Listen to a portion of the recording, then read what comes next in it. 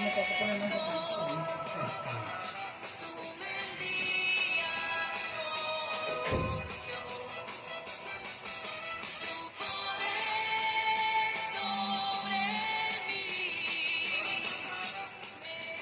Muy buenas noches tengan todos. En esta hora les damos un muy cordial saludo a todos los que nos están sintonizando, primeramente a través de la 104.5. También estamos transmitiendo en Facebook Live a través de la página Familia de Dios Eterno. Tenemos aquí la bendición también de tener ese medio que el Señor nos ha permitido. Así que sean todos bienvenidos a esta enseñanza. Y vamos a estar compartiendo la palabra del Señor. Y mi nombre es Víctor Rojas, les saludo en el nombre del Señor. Y de esa forma también quiero dar el lugar a mi esposa para que ella pueda saludarlos también y de esa manera ir iniciando con el tema de esta noche.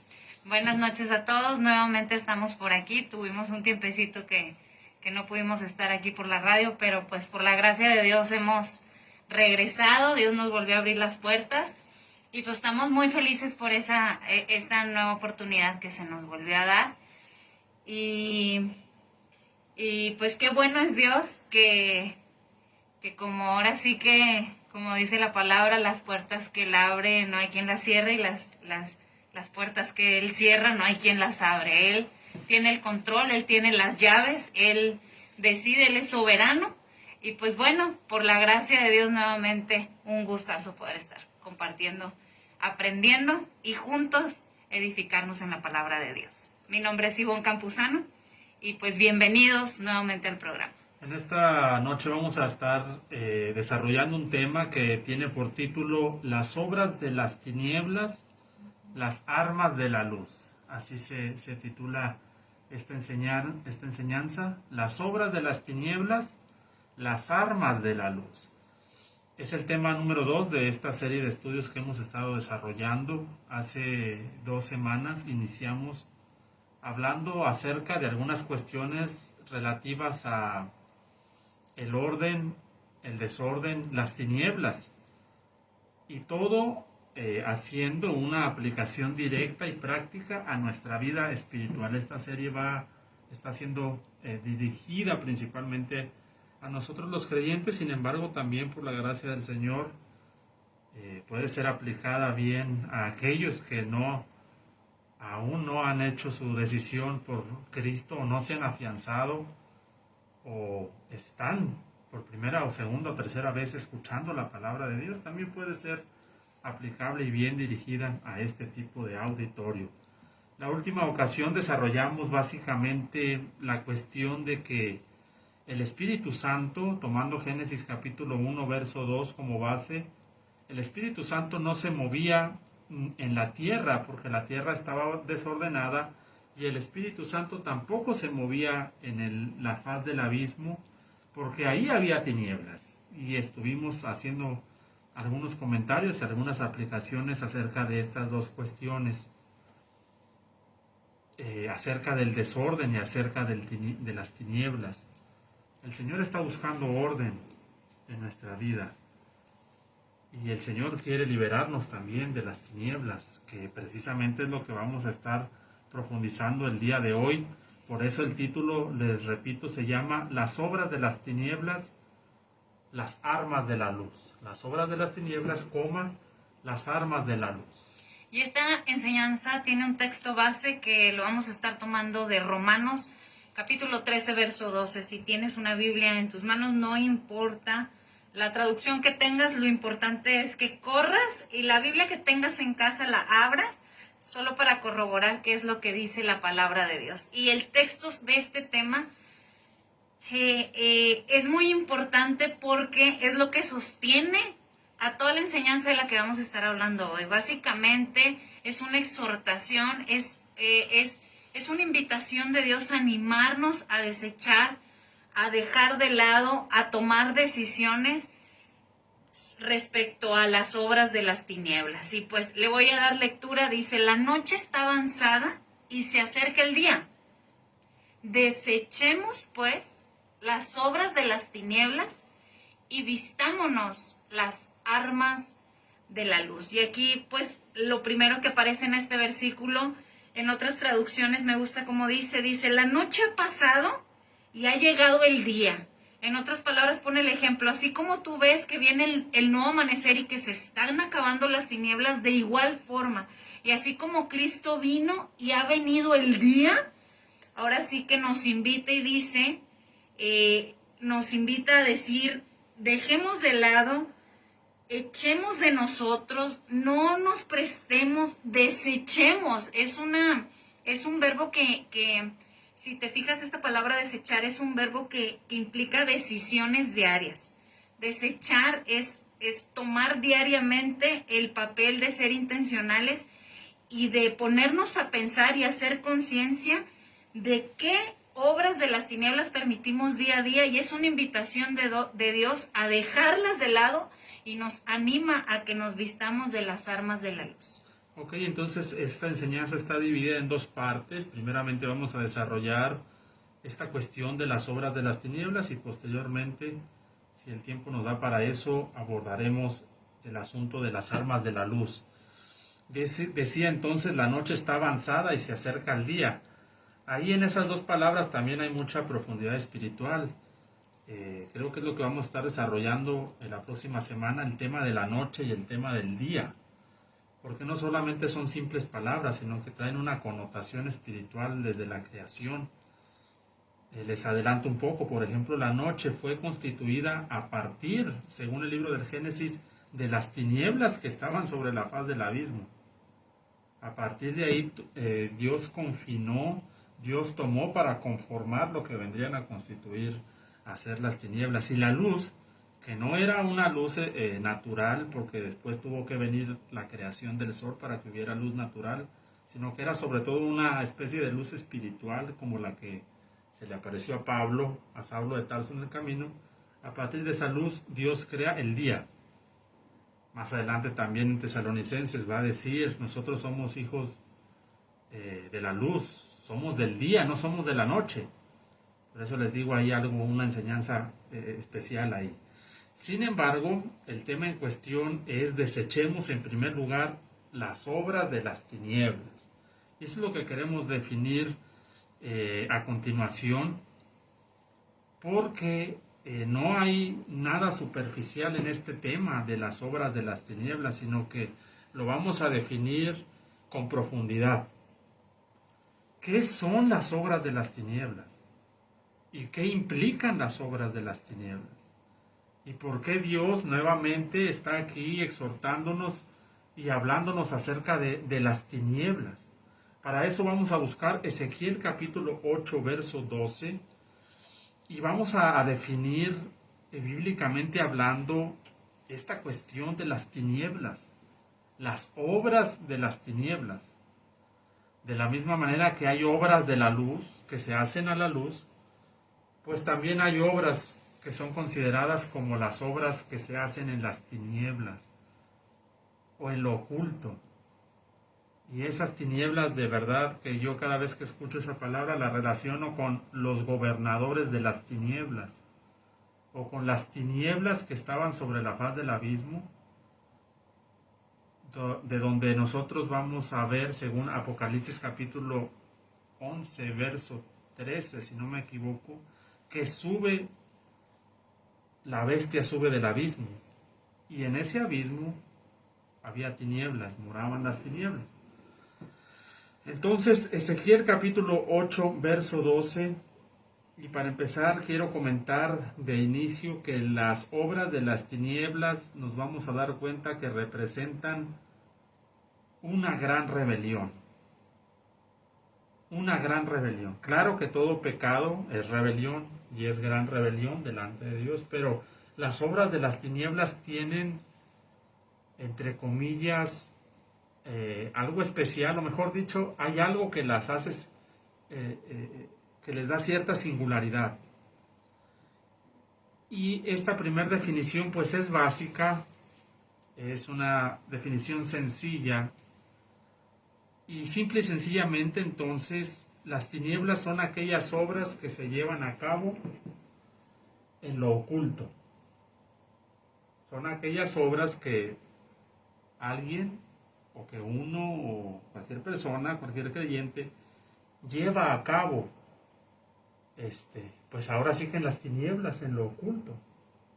Y dice Ezequiel 8:12, dice así: y me dijo, hijo de hombre, hablando el Señor, ¿has visto las cosas que los ancianos de la casa de Israel hacen en tinieblas? Cada uno en sus cámaras pintadas de imágenes, porque dicen ellos, no nos ve Jehová, Jehová ha abandonado la tierra. Entonces noten aquí esas obras, son obras que se asientan o se pueden llegar a asentar en determinado momento en el pueblo de Dios, porque la exhortación es al pueblo de Dios, no es al mundo, es al pueblo de Dios.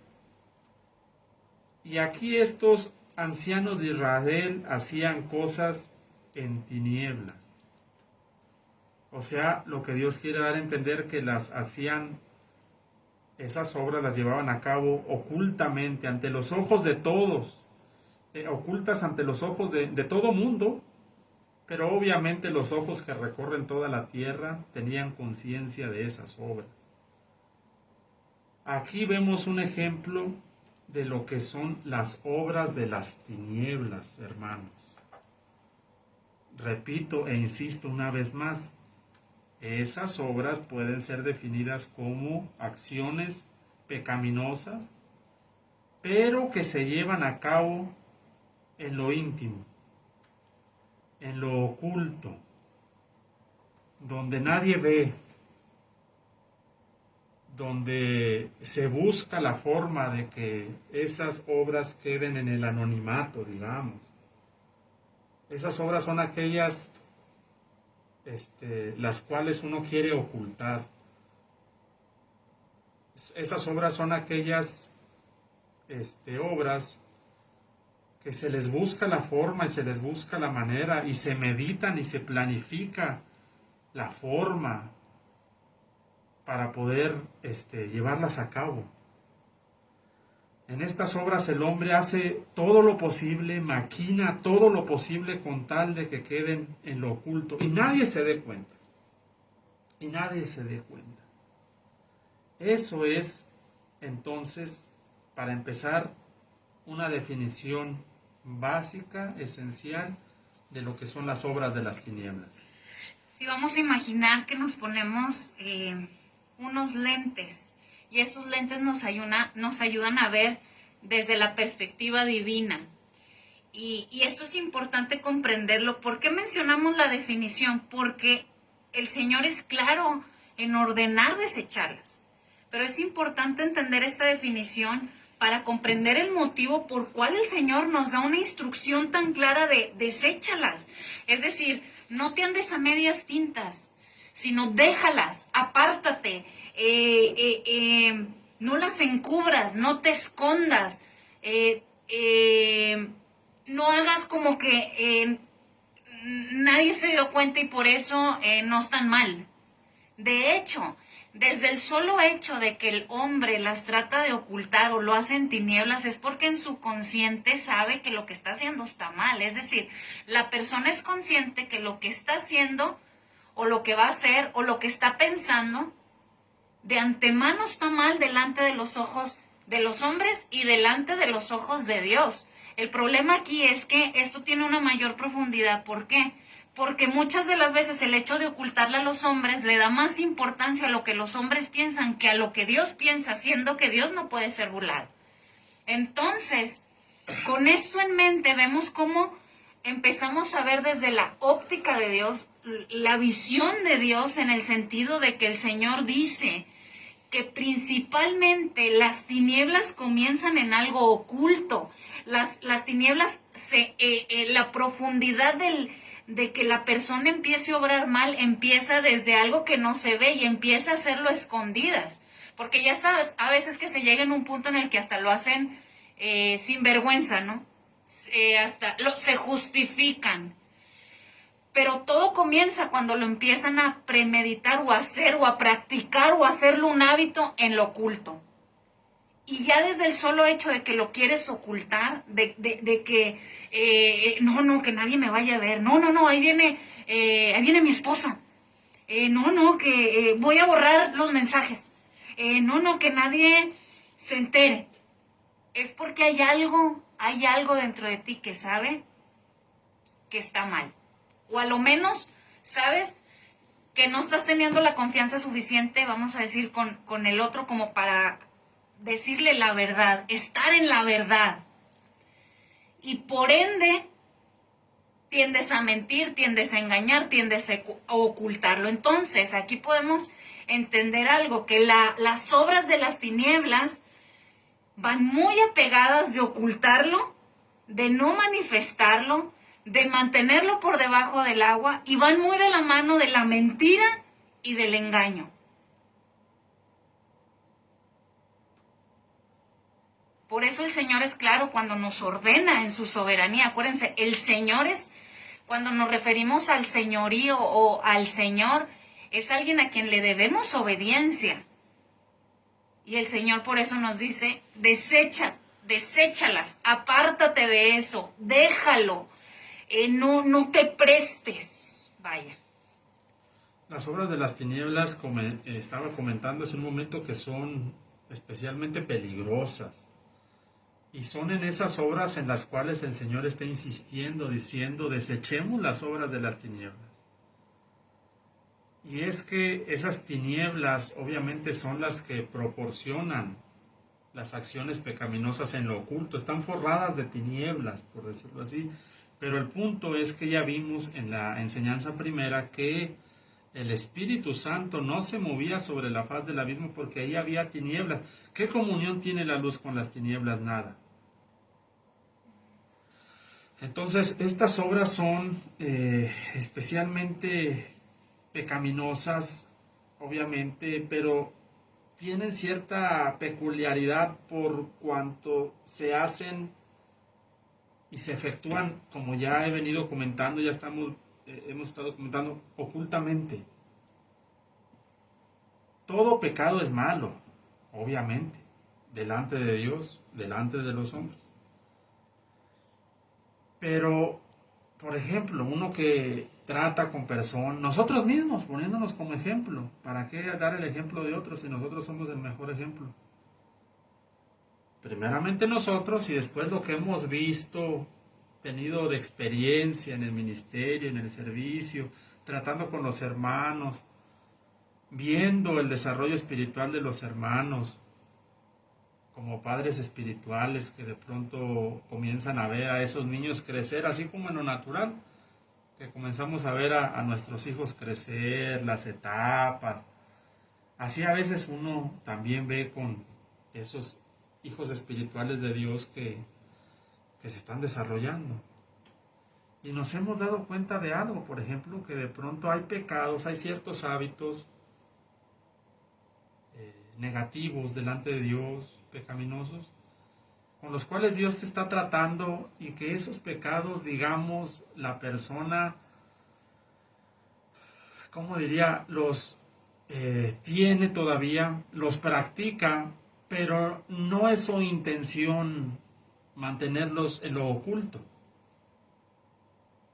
Esos pecados yo los denomino bíblicamente los pecados que van pasando, porque la Biblia dice que las tinieblas van pasando. Y esos pecados yo los entiendo, yo los denomino como pecados que están pasando, como pecados que están saliendo.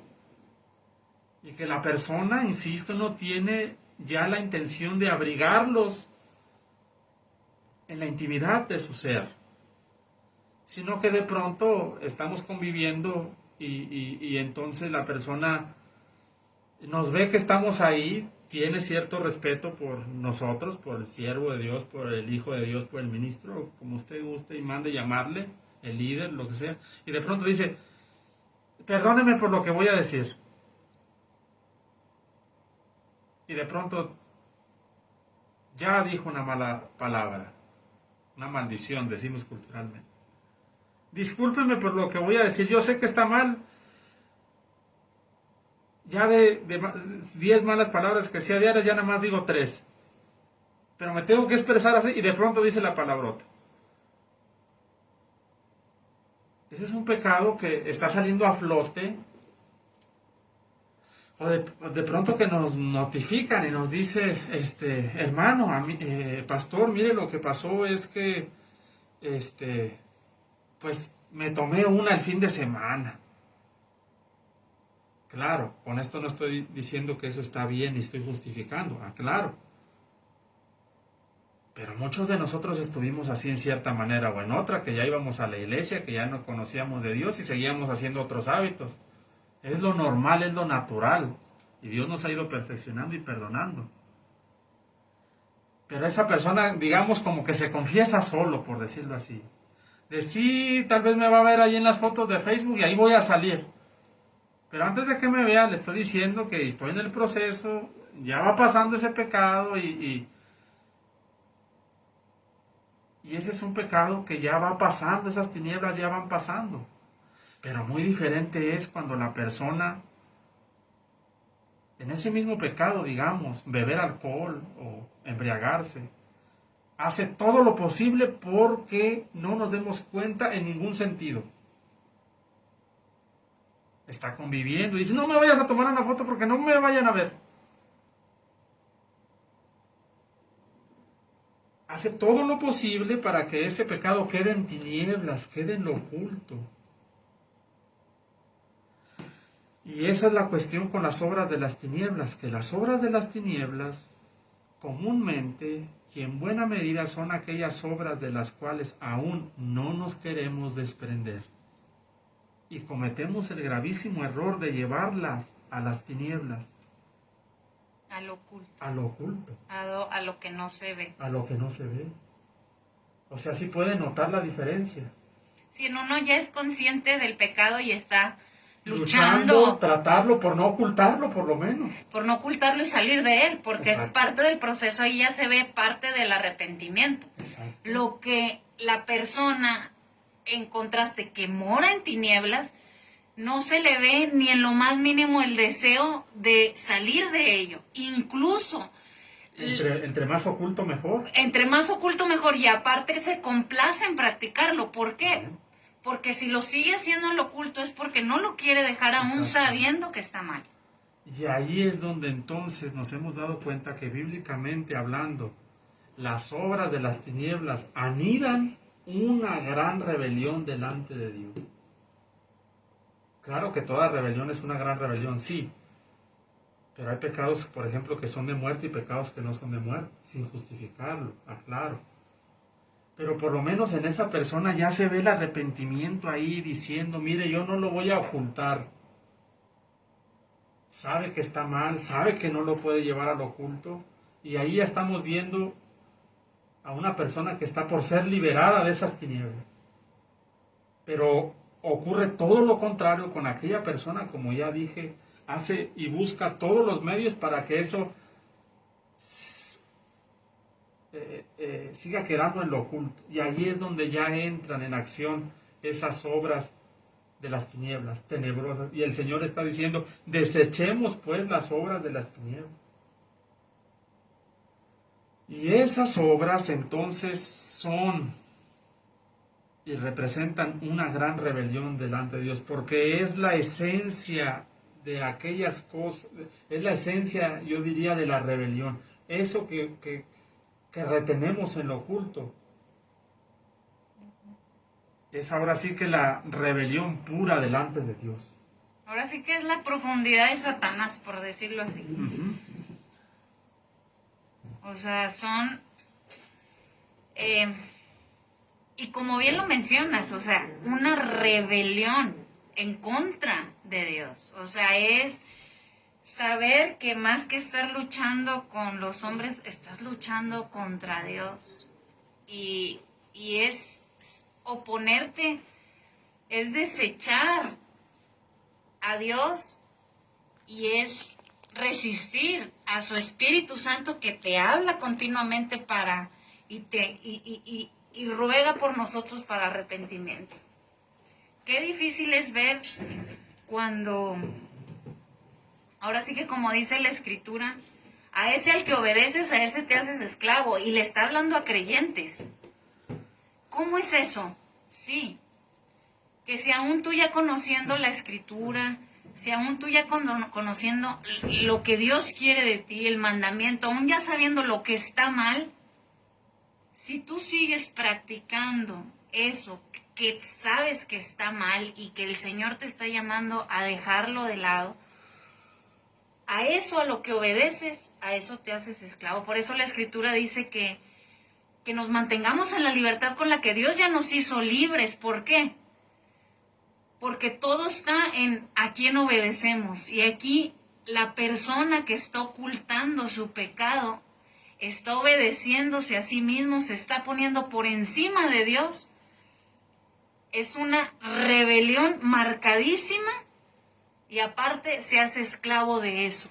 Llega un punto en el que, aunque él ya lo quiere dejar, eso ya lo dominó. Por eso habla la palabra de la potestad de las tinieblas. Dice que fuimos liberados de la potestad de las tinieblas. Que las tinieblas se pueden poseer de alguien. Entonces, las obras de las tinieblas, como les dije, no son algo superficial. Las obras de las tinieblas denotan la máxima expresión, diría yo, de la rebelión. La máxima expresión de la rebelión. Por cuanto, insisto por última vez, son aquellas cosas que, digamos, las cosas en términos pecaminosos, las cosas que más atesoramos pecaminosamente hablando, las cosas que más se valoran pecaminosamente hablando, es tener abrazado la rebelión y no querer soltar esa rebelión.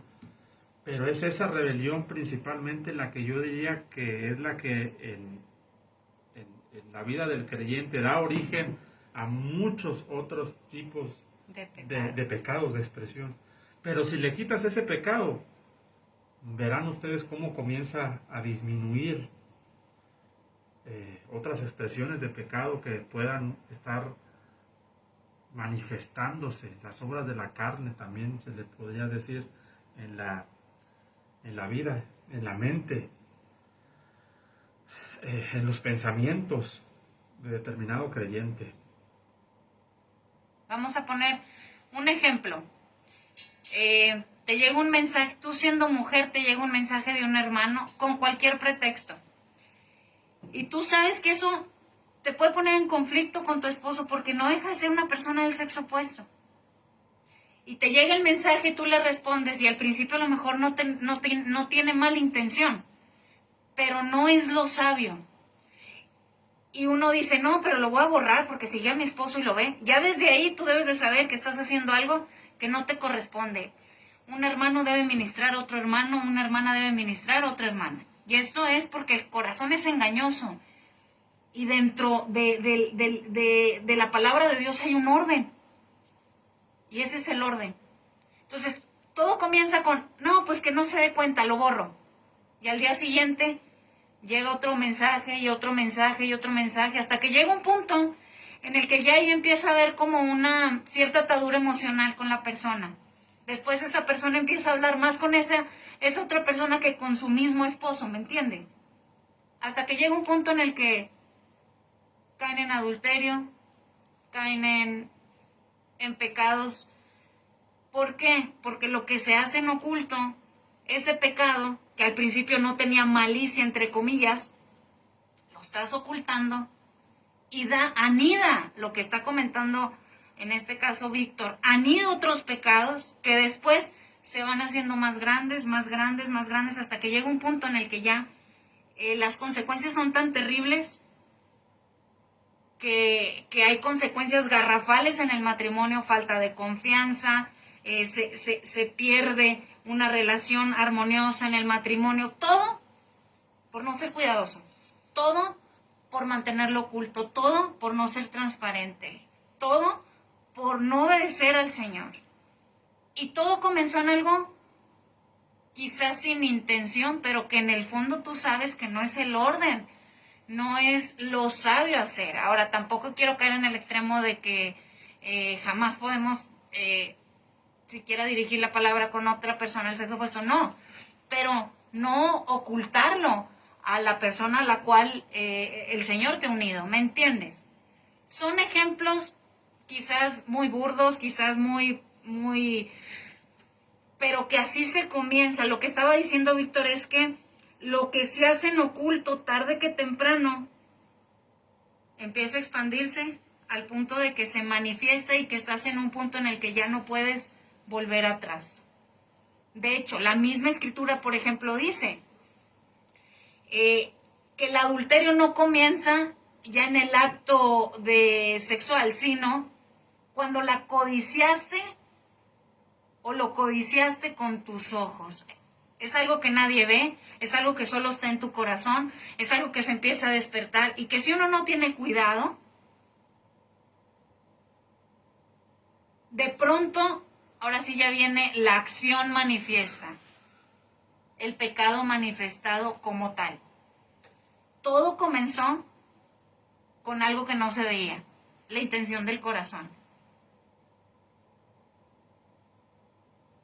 Ahora, no estoy diciendo esto como para caer en el extremo de todo satanizarlo, no, pero es para sí ser cuidadosos y ser muy sensibles a la voz del Espíritu. De hecho, hay un pasaje en donde dice que si vivimos conforme a la carne, moriremos. Como quien dice, si tú sigues desobedeciendo y haciendo eso, de lo cual sabes que está mal, vas a morir. Pero, más si por el Espíritu haces morir las obras de la carne, o las obras de las tinieblas, o lo que veníamos hablando en Romanos, si por el Espíritu de Dios haces morir, desechas, cortas con cualquier obra de las tinieblas, dice el Señor, vivirás.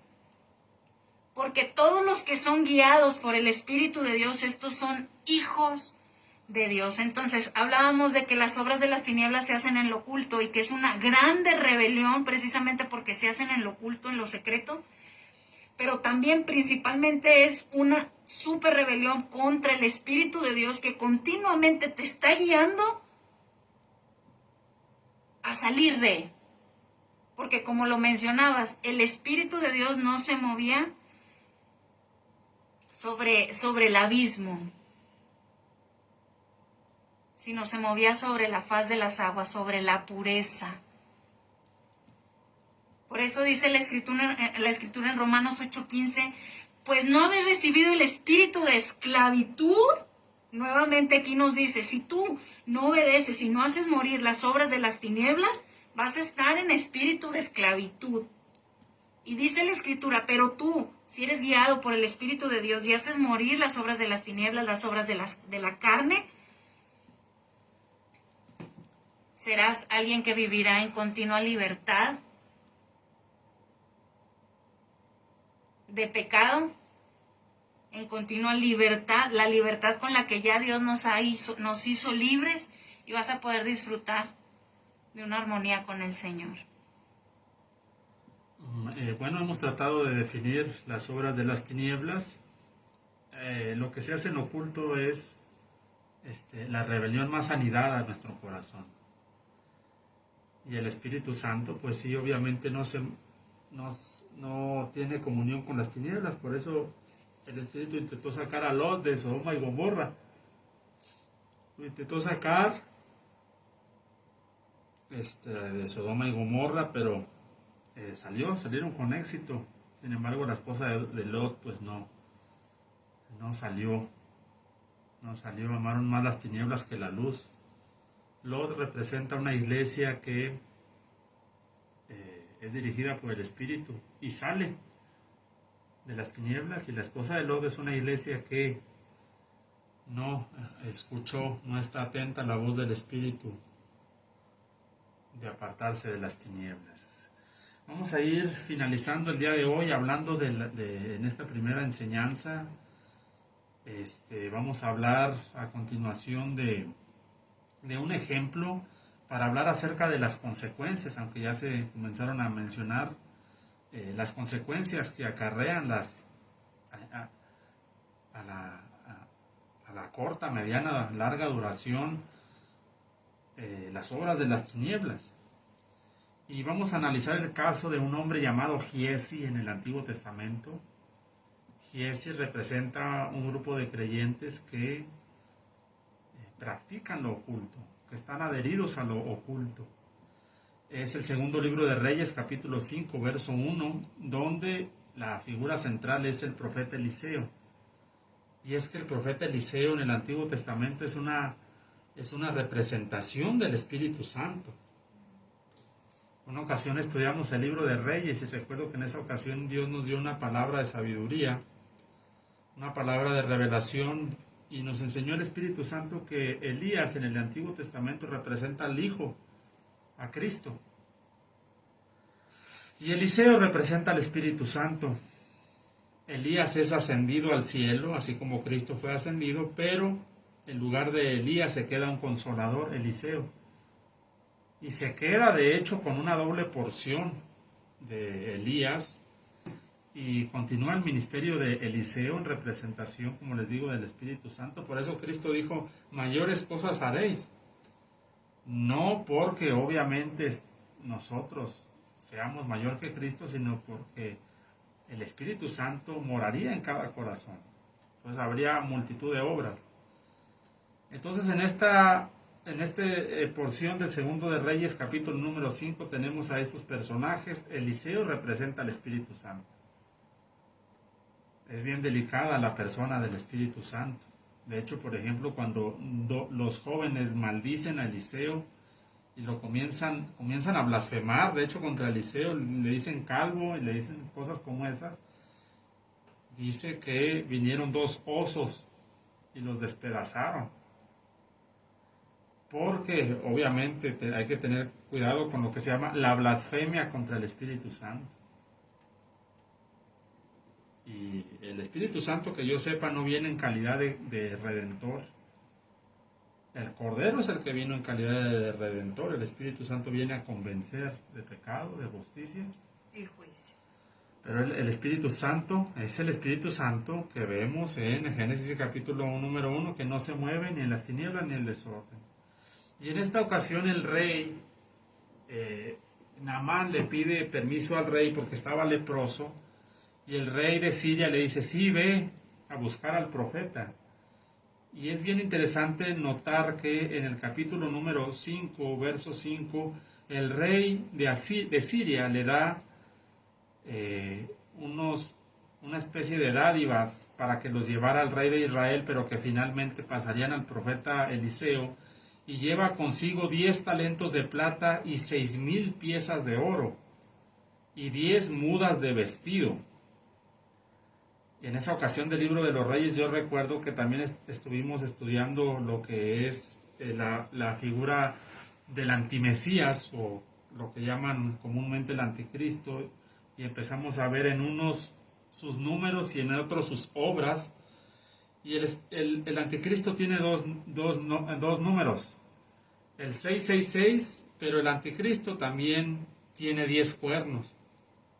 Y el antimesías también tiene 7 cabezas. Esos números normalmente se pasan por alto, pero hay que analizarlos también. Y aquí en esta ocasión vemos los números del antimesías.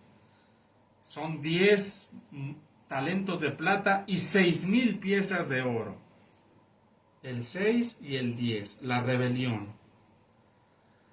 El tiempo pasa y Naamán finalmente es sanado por el profeta Eliseo. Naamán dando, digamos, muchas quejas contra Eliseo, porque él esperaba que Eliseo orara por él y clamara a Dios y él sanara y fuera limpio de la lepra. Sin embargo, el profeta lo manda a lavarse a un cierto río esa lepra. Y entonces otras personas animan a que Naamán, porque iba enojado, fueran y se lavaran en el río. Finalmente queda este hombre sano. Y por ejemplo, en el versículo 13 vamos a ver esa sanidad. En el versículo 14 también. Y en el versículo 15 vemos lo que yo llamo la conversión de Amán.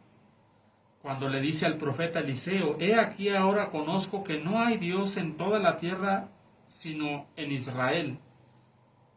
Te ruego que recibas algún presente de tu siervo.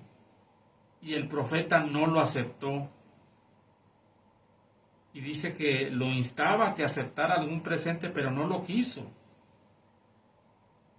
Entonces, el capítulo 5, verso 18, vemos la conversión de Amán. Y Amán le dice al profeta: en esto perdone Jehová tu siervo, que cuando mi señor el rey entrara en el templo de Rimón para adorar en él, y se apoyare sobre mi brazo, si yo también me inclinara en el templo de Rimón, cuando haga tal, Jehová perdone esto a tu siervo. Ahí vemos lo que estamos diciendo hace rato, una persona que confiesa, que notifica: ¿sabes qué? Mi rey va a seguir frecuentando la idolatría, pero de antemano yo te digo que ahora yo reconozco al Dios de Israel, y si de pronto te das cuenta que yo sigo yendo a ese templo, date cuenta que mi corazón ya no está ahí. Pero fíjense, a eso se le llama confesión de pecados. Pero el caso no es Amán. Vamos a estar retomando esta historia la semana que entra también. El caso es Giezi.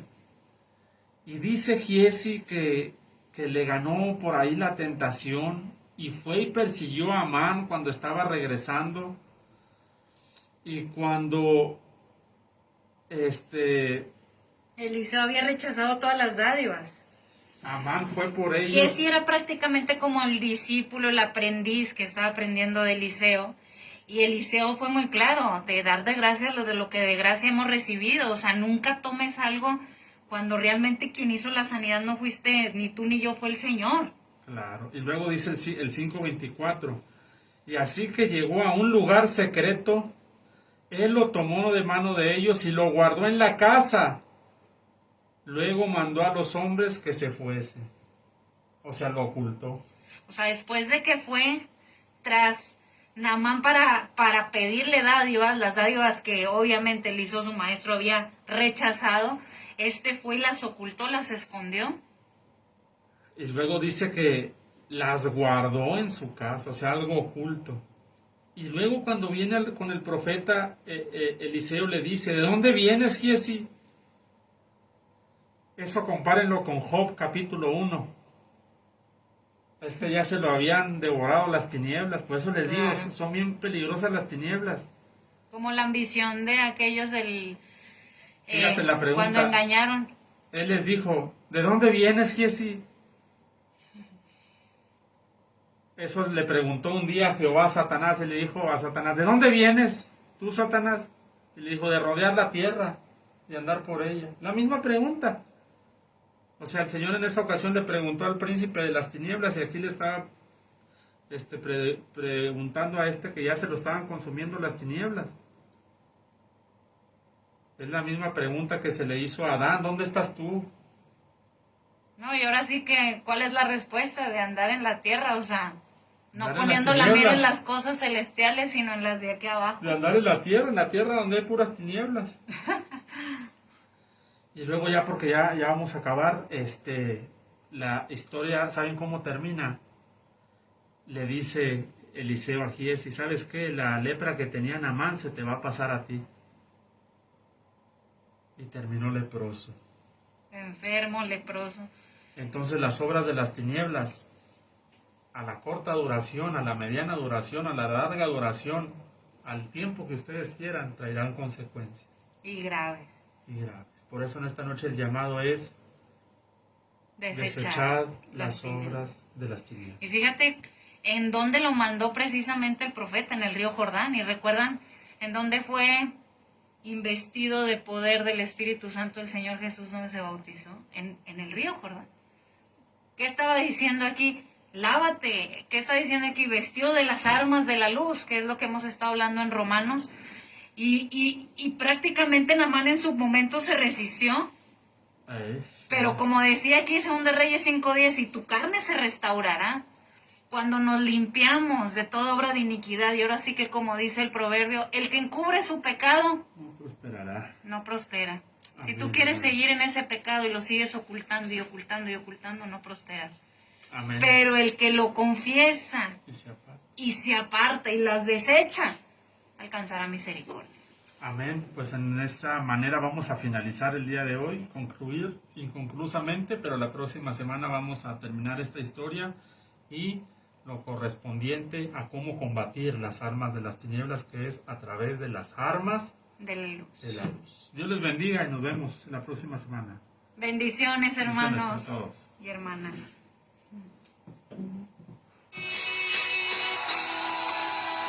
Familia de